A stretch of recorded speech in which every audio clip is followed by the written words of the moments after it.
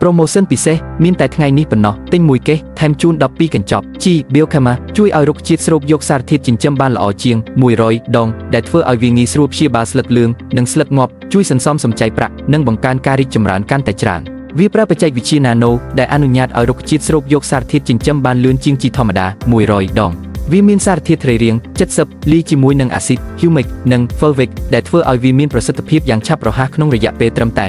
5-7ថ្ងៃChelate មីក្រូអេឡឺម៉ុងខ្ពស់ប្រភេទមីក្រូអេឡឺម៉ុងដែលថ្លៃបំផុតលើលោកបន្ទាប់ពី